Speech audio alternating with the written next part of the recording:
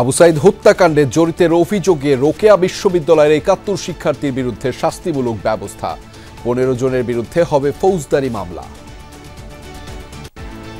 যে সকল শিক্ষার্থী এক্সিস্টিং ছিলেন তাদের বিষয়ে নীতিগত সিদ্ধান্ত, তাদেরকে ১ সেমিস্টার বা ২ সেমিস্টার বহিষ্কার করা অলরেডি হয়েছে, আজকে সেটা কনফার্মেশন হলো।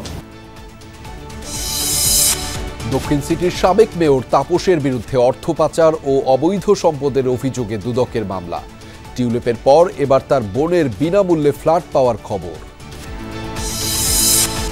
বাতিলই থাকছে তারেক রহমানের চাঁদাবাজির ৪ মামলা। লিভ টু আপিল খারিজ, এখনো তার দেশে ফেরার পরিবেশ হয়নি বললেন সালাউদ্দিন। এখনো পর্যন্ত আমরা মনে করি ওনাকে নিয়ে আসার জন্য সম্পূর্ণ পরিবেশ আমরা সৃষ্টি করতে পারিনি, সেজন্য অল্প কিছু সময় লাগবে। রাজবাড়ীতে সেনাবাহিনীর শীতকালীন মহড়া পরিদর্শন প্রধান উপদেষ্টার।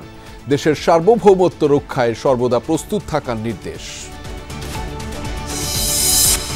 সচিবালয় এলাকায় একাধিক কর্মসূচি, চাকরি ফিরে চান ৪৩ বিসিএস এ বাদ পড়া ও এসআই ক্যাডাররা।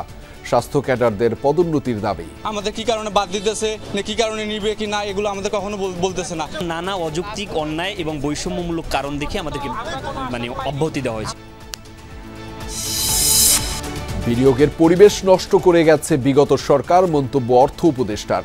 তিক্ত অভিজ্ঞতা ভুলে ব্যবসা করতে আসছে সৌদির আরামকো কোম্পানি। এসআলমের নিয়ন্ত্রণে থাকা ৪টি সহ ৬ ব্যাংকের এমডিকে বাধ্যতামূলক ছুটি, আন্তর্জাতিক নিরীক্ষা প্রতিষ্ঠানের পরামর্শে সিদ্ধান্ত। আবেদিন ফাহিমের সাথে বিসিবি সভাপতির দুর্ব্যবহারের অভিযোগ। অবসান হয়েছে ভুল বোঝাবুঝির দাবি ফারুক আহমেদের। ওরকম একটা মন্তব্য আমি স্পেসিফিক বলতে চাই না মন্তব্যটা কি ছিল, বাট সেটা আমাকে খুবই ডিসঅ্যাপয়েন্ট করেছে। ফাহিমের সাথে নিশ্চয়ই কোনো একটা কথাই সে তার পছন্দ হয়নি, ওই ভুল বুঝাবুঝিটা এখন আর নাই।